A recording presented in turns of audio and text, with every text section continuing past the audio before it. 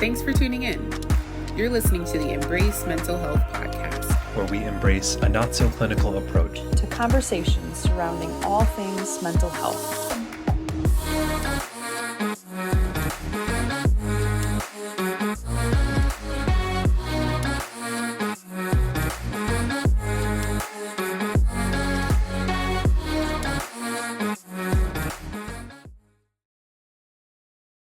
Hello, and welcome to the Embrace Mental Health podcast. My name is Kelsey, and I'm your host, and I've got my co-host, Wes, with me. Hello, Wes. Hello. How you doing? Hi, everyone. I am doing well. Thank you. Good.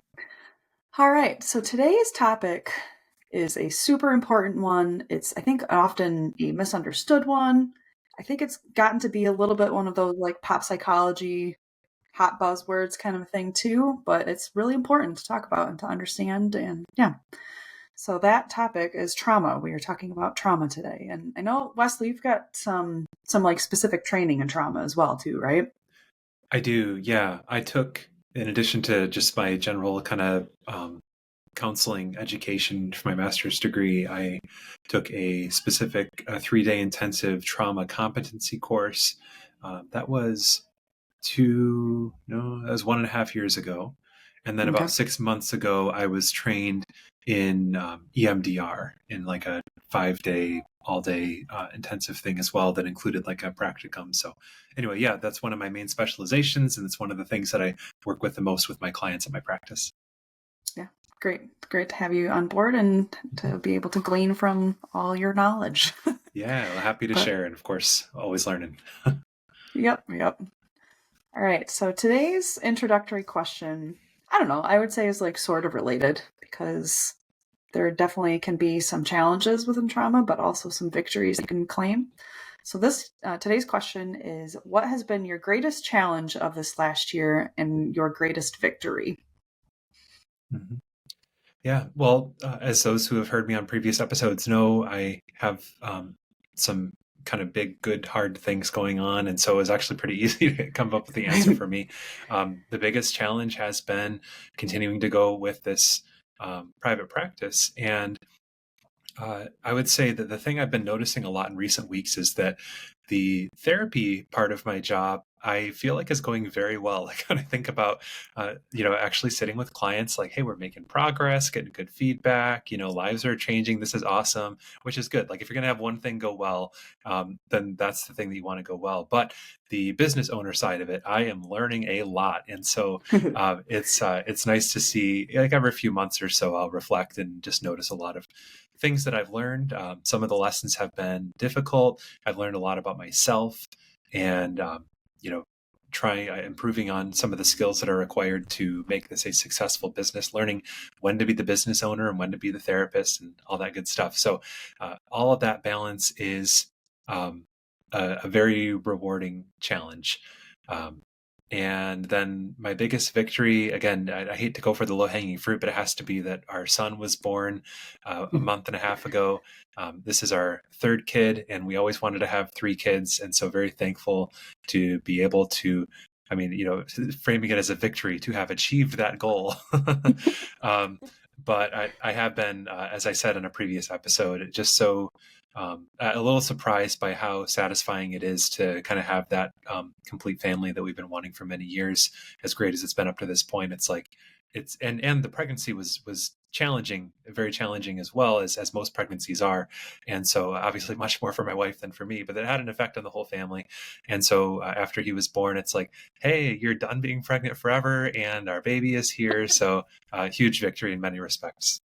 Yeah, sure, that makes sense. Mm-hmm. I would say for me, my greatest challenge, it's always so interesting to look back because I remember when I first was kind of coming out of that like mental breakdown for me and just really questioning whether I would ever be able to handle working full time, if I would be able to handle, just that alone was felt like it was always going to be too much for me. But then, in the last year, I am now working full time as well as coaching on top of that, as well as running a podcast on top of that. And so that's a lot of things that, like, I mean, if you had told me 5, 6, even probably 10 years ago that this was going to be something that I was going to be able to handle in my life. And there's been stressful times for sure. And there's been, times where I've been still struggled with some anxiety or stuff like that. But yeah, to just kind of work on how to balance all of those things. That's been a great challenge, but it's also been, like you said, really rewarding. And I think that's in some ways, some of the greatest victory too is not even just saying like, hey, I'm doing all of these things at the same time. And I wasn't even sure at points like if I could handle them one at a time, Mm-hmm. But then there was just a couple of times this past year where I had faced a phobia and did this and did that. And there was like 3 or 4 things that I was like, man, even 2 years ago, I didn't think these things were possible. And so like being able to see that growth and see yourself doing things that at points you thought your mental health was going to like rob you of. It's felt like a good victory to be like, these are things that I used to think that were too much for me. And I've been slowly and surely, and there's still plenty of space left for growth, but to see that growth in some areas gives you that hope that future growth is still on its way too. So yeah, and yeah. if I can say, you're not only doing these things and handling it, but handling it, it looks. I mean, you don't make it look easy, but you're making it work. Like you're mentally healthy and you're enjoying your life Yeah. most of the time. It seems like, Yeah. and maintaining your social connections, and so that's just such an awesome thing to see. Yeah. So well done. It's good. Thanks. Yeah. All right. So now on to trauma. Wes, I'm going to let you. Yep. Okay. Yeah, I'll take the mic for a moment here, at least. Okay. So the first thing about trauma, and as Kelsey mentioned, this I want to address the whole pop psychology aspect of it.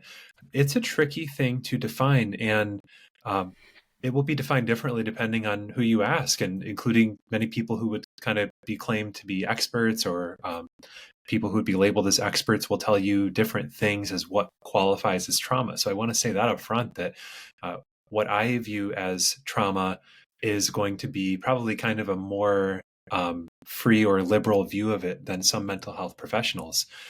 So a stricter view of trauma is specifically what is in the diagnostic manual, the DSM, the thing that mental health professionals use to diagnose clients.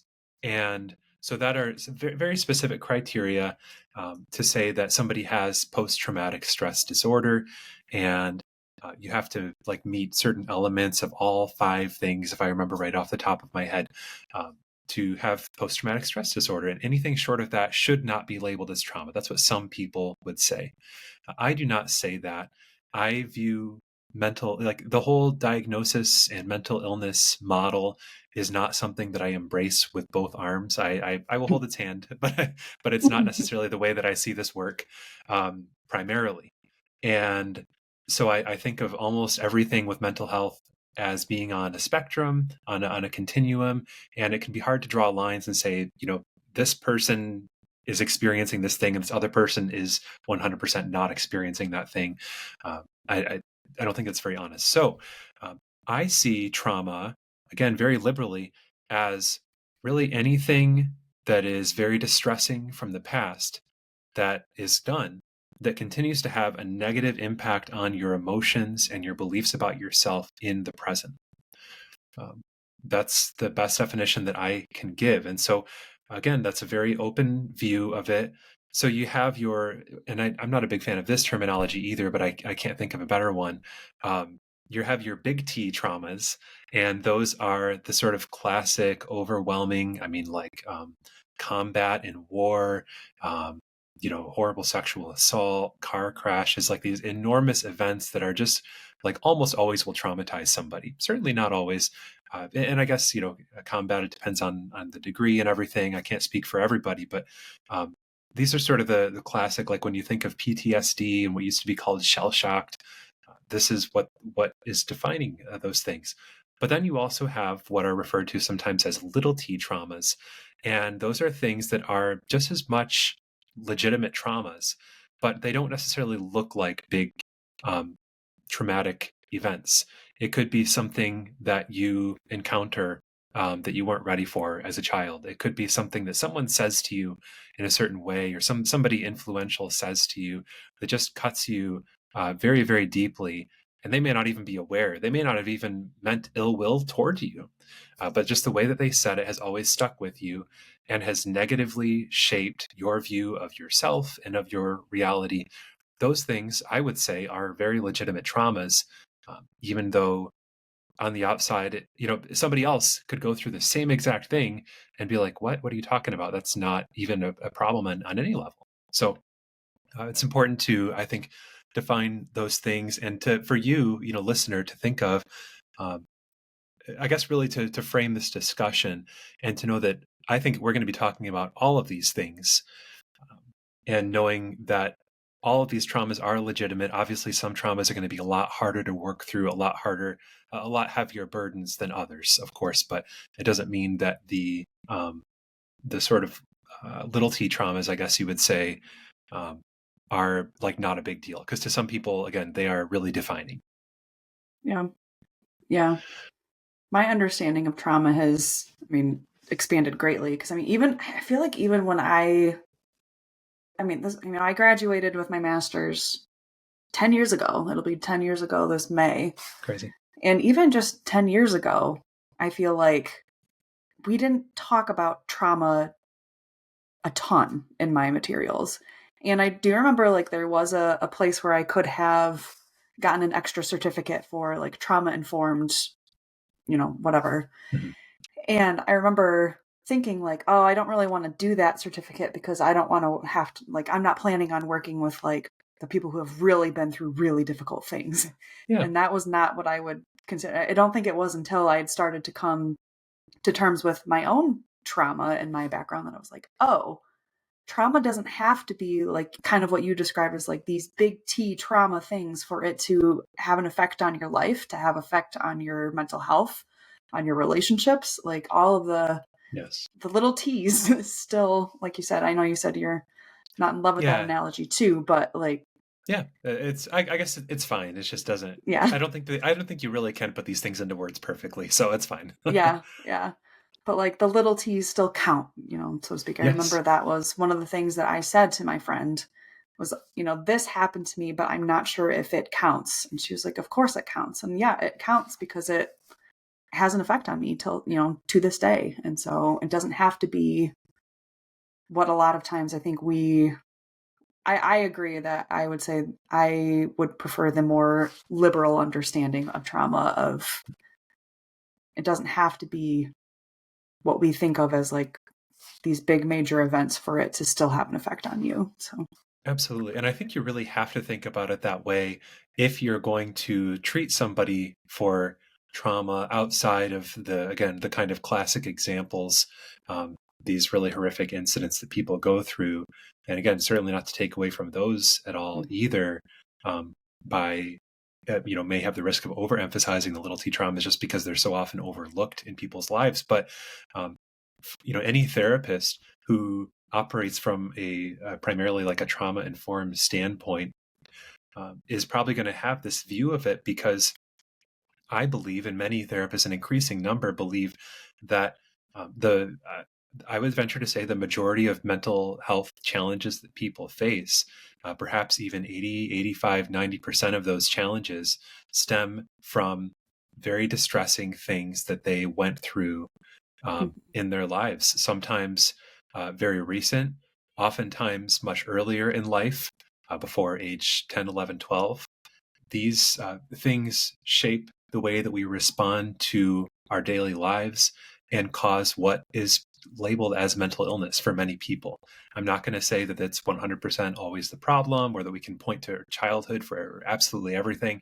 But I would say the vast majority of challenges that people face, if we could ask, where did this come from? It may be something that happened earlier in life, or again, even recently. And it may not look like a big traumatic thing, but it's just, it stuck with you and it has shaped you and your brain, really. And so I think that, if you're going to have such a narrow view of trauma, you can't really see things that way. And I do. Yeah. Yeah. All right.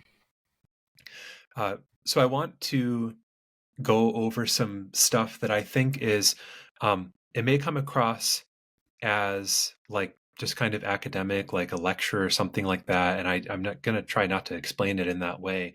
But it's very important, I think, to understand if you're going to be talking about, if you're going to understand what trauma is and how it works, and also that it comes from a functional part of our brain that we don't have to hate or try to throw out, and also how it can be treated effectively. All this stuff is connected to this idea. So I am a big fan, and many other mental health professionals are a fan of this idea called the polyvagal theory. I wish I knew off the top of my head who it came from. I'm sure you can Google it. It goes to show that I don't prepare every aspect of everything I do. But anyway, polyvagal theory, and I actually have some videos on my website at gfcounseling.com. If you go to resources and videos, you can see it on there. And I do like a whole half-hour video, and even that is really kind of a short summary of the concept. But I try to make it available for everyone. So to summarize it even more concisely, it's this idea that our brain and our nervous system, which is the system that runs up and down our spine, that is the way basically that our brain communicates to our body, and our body sends our brain feedback. And that's really at the root of many elements of physical and mental health. So our brain and our central nervous system have three modes of operation. And I'm going to use the kind of easy to remember terms about them, not the official polyvagal ones. So there's kind of like there's the sort of default for a healthy brain. Okay, so we'll call that level 1. And in that place, we are relaxed. Actually, you know what? I have a little chart right here, and we can put the chart up in the show notes. I think we may have included this in a past episode, but I'm not sure. But so you have your level 1, and this is a place of safety. This is a place where you feel like you are not under any kind of threat, and you're not coming across anything that makes you feel that way, or that your loved ones are under any kind of threat. And it's not just a logical idea of being threatened, but it's an actual physical, experiential, emotional, visceral way of perceiving a threat. So that's important to know too, that this is not really talking about logical thought. This is talking about our kind of animalistic, experiential way of perceiving threat. So in the default mode, the level 1 for a healthy brain that has not been through a whole bunch of severe trauma or something like that, we are grounded, we are open and curious, we're compassionate, we're mindful. All of our physical systems are operating as well as they can be. So like digestion, our immune system, we're breathing at a nice, slow, steady rate. Nice slow exhales. So all this stuff, that's when I talk about the central nervous system. I mean, this is not just a mental health thing. This is your whole being. It's all connected through the central nervous system. And then as our central nervous system is aroused, as we perceive some level of threat, we go into level 2, which is commonly known as like fight or flight mode. The actual term is the sympathetic mode. That's when we sense significant danger that we need to act on. And again, this is a healthy thing. Our brain that has gotten our species this far has said, there's this thing that is threatening our safety and we need to take care of it. We need to either get away from it or we need to fight it off. We need to shoot adrenaline into the body and increase blood pressure, increase heart rate. We're going to burn calories. And then if you're going the fight mode, you're going to be feeling rage and anger and irritation. If you're going the flight route, depending on just kind of how you're put together and what's going on, you're going to be feeling more panic and worry and anxiety and fear. Our digestion slows down and our fuel storage slows down because we're burning those calories. We're not as hungry. People who live with constant stress know this, that that you either, or that you're not going to be stocking up on calories because you need to be able to handle what you're perceiving as a threat. And then level 3, which is that this is really so hyper arousal is fight or flight. That's, in other words, your systems are kind of going extra fast. Hypo arousal is going the opposite direction. Stuff is shutting down. And so instead of fighting or flying, you're freezing. You're going from I have to handle this situation that is threatening me, to I cannot handle the situation that is threatening me. And part of you literally feels like you're going to die. That's where we dissociate, which is like that, like zoning out, you're not in your body. Figuratively speaking, you're feeling hopeless and helpless and depressed and numb. And a lot of opposite things are happening compared to that fight or flight mode. And so you're actually conserving food and energy, and your heart rate goes way down, your blood pressure goes down, your temperature goes down, your the amount of energy that you're expending goes way down. Basically, what your central nervous system is doing is kind of just trying to make it through this and survive and conserve and do whatever it can. And people who have had this kind of experience where they feel so helpless and they feel like their logical brain really shuts down, they describe time going extra slow, usually. Sometimes it's I was observing myself from outside my body. These kinds of experiences are very common. And usually, this is where trauma comes in. What it is our central nervous system gets overwhelmed by a perceived threat, whether that is a horrible physical assault of some kind, or if that's just my mom said this thing that I did not know how to handle, and it really scared me. To a 4-year-old, that could be seen and felt and experienced as a life-threatening thing, even if they wouldn't put it into those words. You got to remember that a lot of these major traumas do happen earlier in our lives, in our childhood, and the child's brain does not work the same way as ours, and the executive functioning that makes sense. We can, as adults, we can usually actually logically understand the difference between what feels threatening and what actually is threatening. And humans are the only animals that can do that. We can look at something that feels threatening and decide, okay, that's not actually threatening, and I'm not going to freak out about this. Other animals, it's like they perceive a threat and they automatically do something about it. But we don't. But to the child, that part of their brain is not fully developed. And so things can feel very, very life-threatening and scary, even if any adult would look at it and be like, what? I mean, I understand that was unpleasant, but come on. So we have to understand that we're talking about children's brains. Anyway, one other little interesting thing I want to put in about this polyvagal theory is when we're at our place of safety and that level 1 mode, we deal with threat, with stress, I should say, by social engagement, by reaching out. A couple of months ago when I started going to therapy for myself, I was in a very stressful period of life, relatively speaking. And I started opening up more to my wife, and I reached out to a friend and said, hey, can we meet for coffee once a week? And I started seeing a therapist. And it was a few weeks later that I looked back on that and I said, oh, hey, I was in the the ventral vagal way of functioning, and I was reaching out socially to deal with the stress. That's a good thing. That means that I was not in fight or flight, because in fight or flight, it's like, it's all up to me and I have to do something now and no one's coming to the rescue. So I find that kind of interesting. Okay.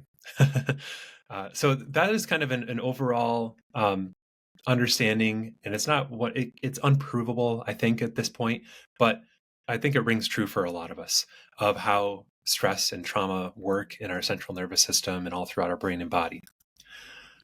I don't know if we'll include this, but one question I have is and maybe there's not time for this, but what does polyvagal refer to? Like, what is that term? Yeah, that's a great question. So polyvagal refers to the vagus nerve in the brain, and that is way in the back down towards our brain stem. One of our earliest evolved parts of our brain that is in charge of keeping us alive. That's why it's one of the earliest evolved ones, because otherwise we wouldn't be here. And it's in charge of perceiving threat. So it's in charge of helping us survive.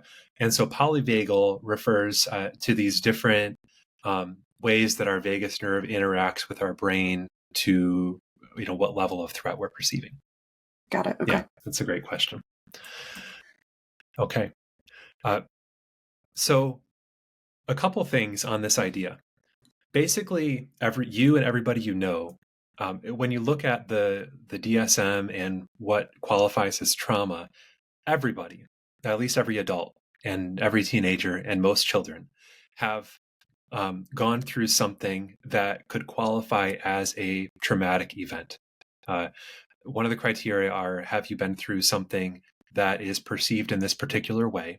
And I think that before COVID, we could say that 90% of us had. And since the pandemic, 100% of us have, because that was perceived as life-threatening, at least for, I would say, for just about all of us at some point. Not to say I'm going to die from this, but this is going to, kill some people, and I could be one of them because I don't know I don't know anything about this pandemic, and so that brought it up Something from about 90. it was life altering. Like, yeah. Yes, 90% to 100% of us, and yet only about 7 to 9% of the American population could be diagnosed with PTSD to meet these other criteria. So it's good to know that we can go through things that might be traumatic to some people and be completely fine. It's just something difficult that we survived that is in the past. And that's all that it is. It becomes trauma when we carry it with us and we continue to re-experience it in a visceral way. I think I was just talking to my friend about something that I experienced back when I was 11 that I just became aware of a couple days ago. That was actually traumatic, and making these connections in my life. And it was something that an adult said to me in a certain way. It was kind of some emotional manipulation going on. And when I thought about that thing, I went back to the precise feeling of being 11 and having that happen at that birthday party. That was all there. And again, I think that most of us know what I'm talking about when I say that. It's like the feeling is replicated perfectly from what happened at that time. And so that, I would say, qualifies very much as trauma. Trauma is not caused by events, but by all of that fight or flight energy having nowhere to go and overwhelming our nervous system. That's what causes trauma. So I really want to highlight that, just because people say, "Oh, I had this thing happen to me and it traumatized me." And if we're being precise, and it's good to be precise when we're talking about this to understand how it can be treated, that event did not traumatize you. It was basically how your body and your central nervous system experienced that, and somebody else could go through the exact same thing and not be traumatized by it. Yeah. Okay, so we can go ahead and move forward. So post-traumatic stress affects our brains in all kinds of ways. And notice that I didn't say disorder there, because this is that continuum concept that I was referring to earlier. We can have post-traumatic stress, which, if you look at that term, it's just stress that you experience from something traumatizing from the past, right? So you can experience post-traumatic stress without being diagnosed with PTSD. And it's important to know, and this is that trauma-informed thing that I was mentioning earlier, that it's not just like an isolated problem. When we are traumatized in any way, it affects the whole rest of our mental health and many elements of our physical health, because it affects the way the connections in our brain, the functioning of our brain, our central nervous system, and our metabolism and our immune system, and all these kinds of things. And so a lot of times I will have clients come in with anxiety or panic attacks, or, like you said, Kelsey, phobias, or depression, or bipolar, or personality disorders. Actually, many people in the field think that those are just kind of part of who somebody is and it's untreatable. I think that the majority of the time it comes from something traumatizing that makes them feel like they have to respond to the world in a certain way. Also, addiction, often substance abuse, comes from trauma. And it might sound crazy to some people to think that all this stuff can come from things that have happened to us, but that's what I observe. That's what many mental health professionals observe. That's what the research observes increasingly, although, again, it's not proven across the board. I won't make that claim. And also physical things, sleep disturbance, performance anxiety. I guess that's more of a mental health thing. Eating disorders, chronic illness and medical issues. Some people experience chronic pain that comes from a traumatic event that they have survived ultimately. And there might be some things in between there, but that's at the root of it. So when I tell people that I specialize in trauma, sometimes people jump to the idea of PTSD and working with maybe veterans or sexual assault survivors or something like that. And certainly that would fall into that. But I have people coming into my office with some of these other things that I'm talking about. And as I educate them on this and listen to them and hear about their experience and am watching them, it becomes very clear oftentimes that this comes from something from childhood or some major event from when you were 20 years old or whatever it is. And if we can heal that trauma, then we start to see these other mental health challenges and problematic behaviors start to dissipate because the brain doesn't feel like it needs them anymore. It's pretty amazing. Yeah. It's so interesting.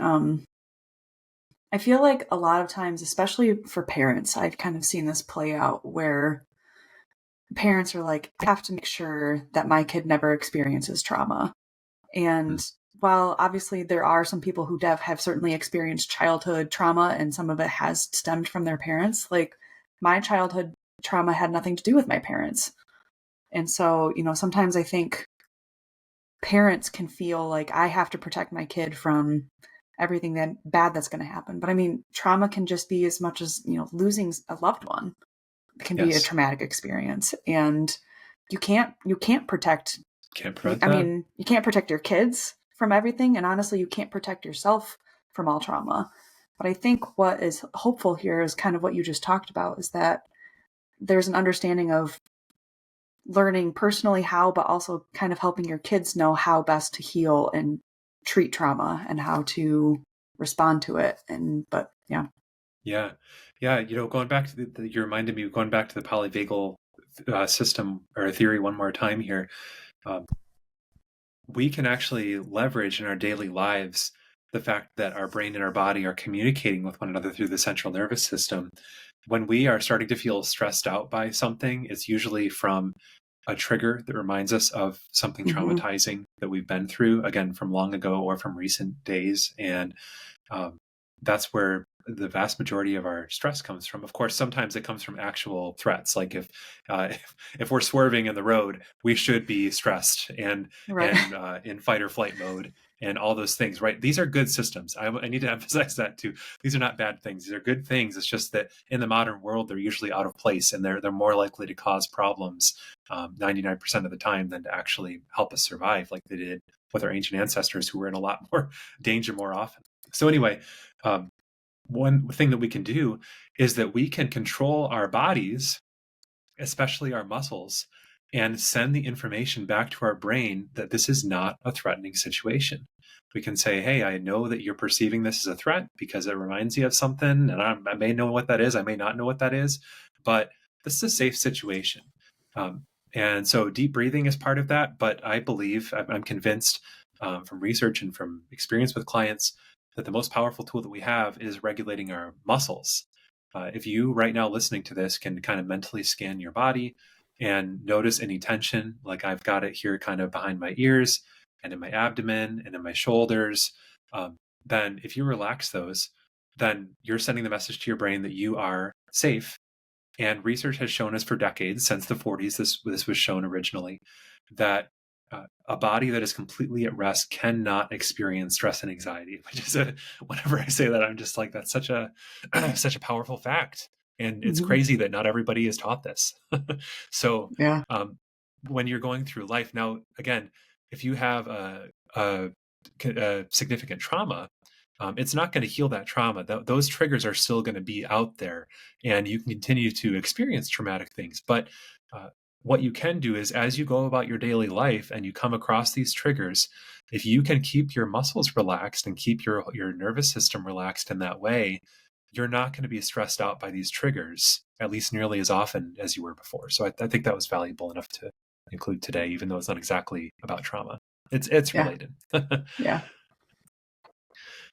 Another thing I wanted to reference is we talked in an early podcast, relatively speaking, these are all early podcasts. Yeah. But we talked in an early podcast about the ACEs quiz. And this is adverse childhood experiences.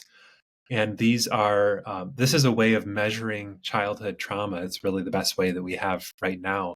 And it's just another thing that is just mind-blowing to me is that we can look at somebody's ACEs score from a quiz like that, asking questions about their childhood experiences that were likely to be traumatic to them as children.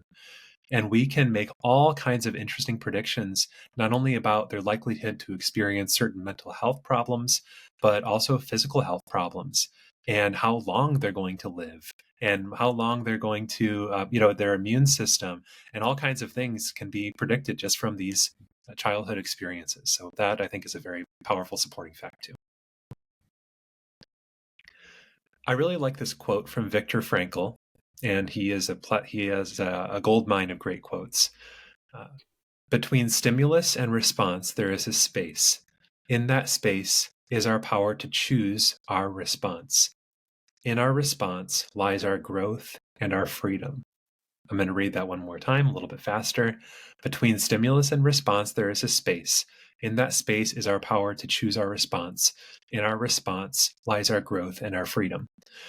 People who have experienced significant trauma, especially in childhood, are their space is smaller. They're responding automatically because their brain feels like the world is a dangerous place in some way, even if it's just, I shouldn't even say just, even if it's emotionally dangerous. People are out there to hurt me. They don't care about how I feel.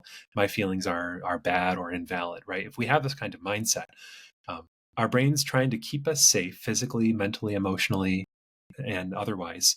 And so we're going to respond instantly because survival always trumps everything else when it comes to our brain and our nervous system.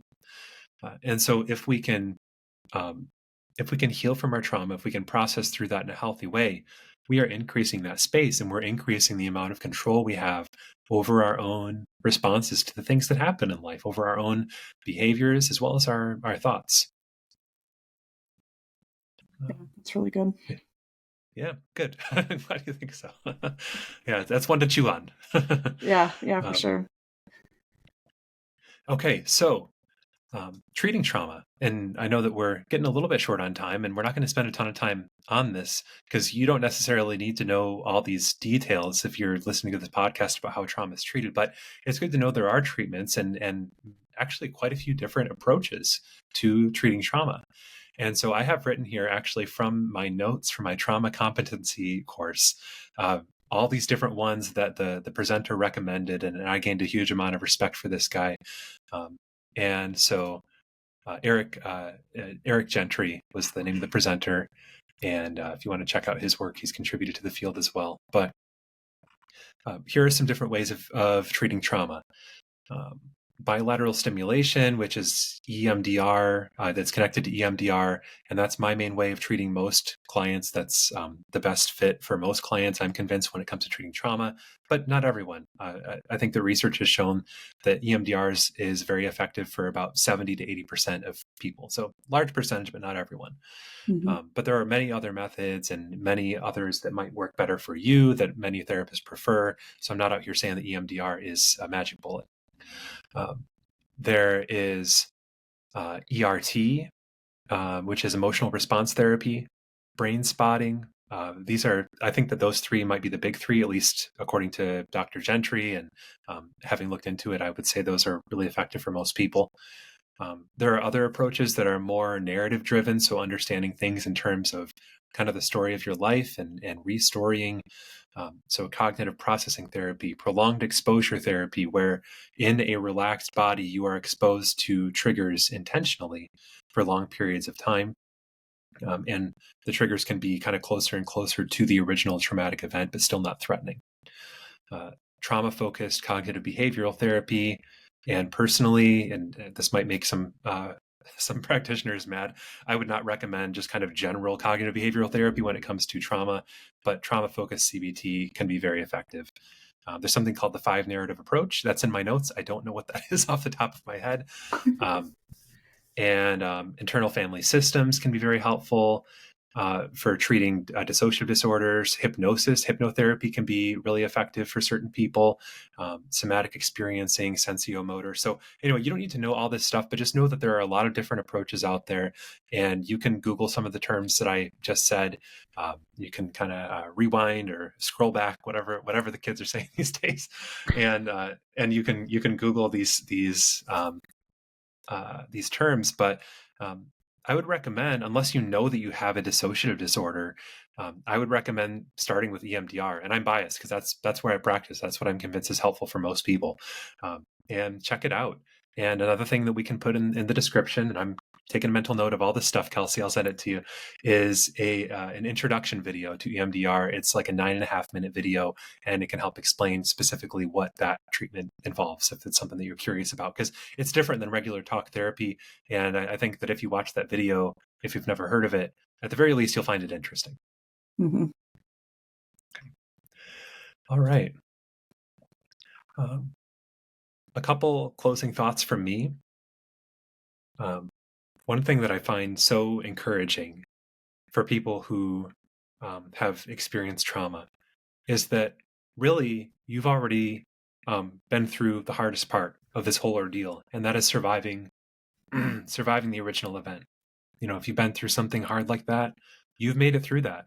And so what you are dealing with now is trying to live in a safe, peaceful world, hopefully. If you're not safe, then you need to get to safety. So there's that. I mean, again, there's continuing threats in many of our lives. But for most of us, most of the time, we're trying to figure out how to function in a safe, peaceful world by comparison to what we survived in the past,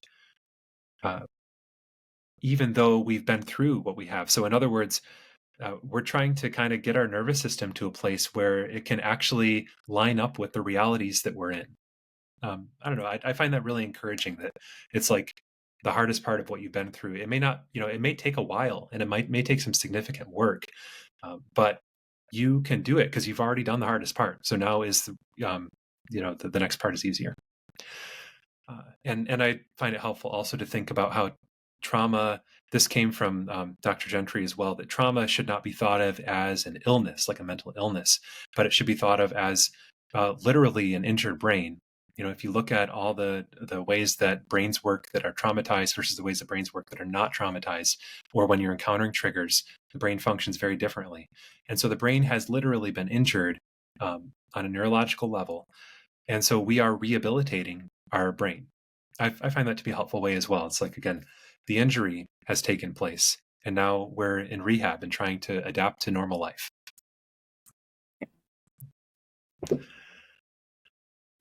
All right. I did a lot of talking. Any other reflections or questions, Kelsey? Something that you just said that kind of made me think of something, but you talked about, in your actual notes, word for word, what it says is, you can be free from continuing to be the victim of the event you've already survived.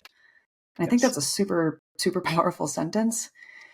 And I think, I remember when I was first coming to terms with the traumatic experiences that I had been through, especially in childhood. And, I think I watch a lot of Dateline. I think I've mentioned that. So I've seen, people who have survived brutal attacks, and people who, and you'll see people talk a lot about how I'm not a victim, I'm a survivor. But I think one of the things that was an even bigger mental jump for me, and it was terrifying at first, and I didn't really believe it at first, but it was not only am I a survivor, but I can be an overcomer as well. Mm-hmm. And so, that rehabilitation process of, I think, sometimes obviously we just talked about how our brain responds to trauma in a lot of different ways. Yeah. And sometimes it can look like denial. Sometimes it can look like self-medicating, different ways that can try to kind of cover up to try to deal with those triggers. But eventually when you can kind of start that rehabilitation process, there is hope that you can be not just a survivor of the worst thing you've ever been through, but an overcomer as well. And you may not ever get back to that point where your brain returns to, level 1 and you never have any sort of response to the traumatic trigger or whatever, but there is hope for overcoming and for getting better. And I think it's important to understand trauma and to also understand that the vast majority of us have experienced trauma. Yes. And so, yeah, not downplaying difficult things in your life, but also at the same time, not downplaying your ability to be an overcomer in them too. That's awesome. Yeah, that I have a few kind of final notes that what you said brought to mind. One is going back earlier to parents who may be, I would say, overprotective of their children, which is coming from a place of love and kindness and goodness. But it reminds me of from Finding Nemo is when the Dory. I'm guessing most people have some level of familiarity with this movie, so no spoilers, I hope. But anyway, Dory says to Marlin, because he's saying like, he was trying to keep his son safe and not let anything happen to him, and she said, "Well, that's kind of silly. If you never let anything happen to him, nothing will ever happen to him." Yeah, and that's a reality for not just parents, but for all of us. It's like it's kind of a side effect of living life that we're going to go through this, right? It's not this.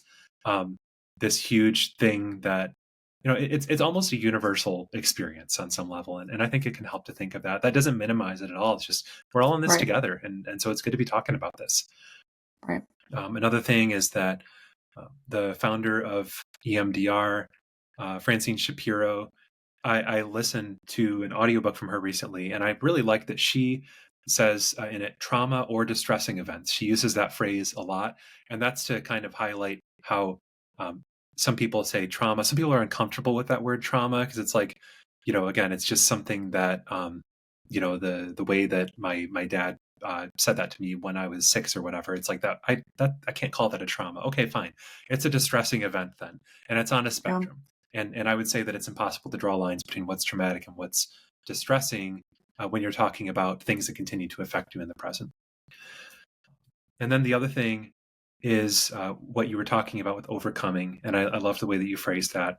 And it reminded me in my EMDR training when I learned, and it was really emphasized that, yes, we've all been through these kinds of things. And they were talking about how EMDR and I would say other types of treatment as well can help us not just cope with the effects of our trauma, but actually desensitize and clear up our trauma and no longer be affected by it. And I think I would love to emphasize that as well, that we're not talking about coping with these problems, but actually making them go away. Is that I responded as like, so you're telling me that there are people out there who have been treated for trauma who are just walking around like not having any triggers and not having any trauma? And she was like, yeah, actually that's possible. So I think that's pretty encouraging. And like you said, we're going to continue to have that fight or flight response. That's a very healthy response for a well-functioning brain to keep us safe, because we're going to continue to have things happen in our lives that are scary and potentially threatening. And so it's good to be able to respond to those in a healthy way. I'm sorry, one last thing, and I know we're running short on time, but I think this is very helpful information as well. Is the people who have experienced significant trauma, going back to that polyvagal idea, they are often operating in level 2 as their default. So I mentioned that level 1 is the default of a healthy brain. Level 2 is the default for a brain that has experienced significant untreated trauma. And so you are in fight or flight most of the time, if that is you. And all of those ways that the nervous system and the body are affected, you probably heard that and you're like, no, I always feel that way. You're telling me that there's something wrong there. Yeah, that there is, if you're going through life that way and you're not in like a war zone or something like that. So I think that's helpful to know as well. So, okay, good stuff. And I hope that people connect with this. I'll go ahead and share our reflection. And that is, this is, I guess, I think the most of the reflections I come up with are more like homework. Sorry, I'm a therapist. But I could frame this as a question. What is a distressing event from your past? It could be long ago, it could be recent, that affects your feelings and your beliefs about yourself today. Identify a past distressing event that affects your feelings and your beliefs about yourself today. You can call it a trauma, you can call it a distressing event, but there's probably something in there, and actually identifying it and naming it can be an important step. So just take that step. Yeah, beautiful. I feel like this is a super important topic, and we've barely grazed the surface of it. It was like a really quick summary, and I think you did a really good job of covering a lot of the important parts of it. But obviously, I mean, it's definitely in our plans and seasons to come. This is not, you don't get to talk about trauma just one time and you're done with it. Like, we'll Yeah. continue to have more in-depth conversations about this for sure. But Glad yeah, to hear this is that. at least, step one of kind of beginning to look at what trauma is. But A crash course of a crash course. Yeah. Yes. The crash of the crash of the crash course. Yeah. but yeah. So thank you for joining us today. Hope that I'm sure everybody probably learned something today. But yeah, you can find us on social media to continue to see the discussions to come on this topic. But you can find us on Facebook at facebook.com/emh.nsc. We're also on Instagram at embrace.mental.health. And you can also send us an email at embracementalhealthnsc@gmail.com. Yeah. Again, thank you for listening, and thank you, Wesley, for giving us the crash of the crash course today. Yeah. Thanks everyone for listening. I know there's a lot of info there, and feel free to listen to it again if you need to process that, because it's good stuff, but it's heavy stuff. But thank you for listening, and I hope you'll continue to tune into what we're doing. Yeah. Have a good week, everybody.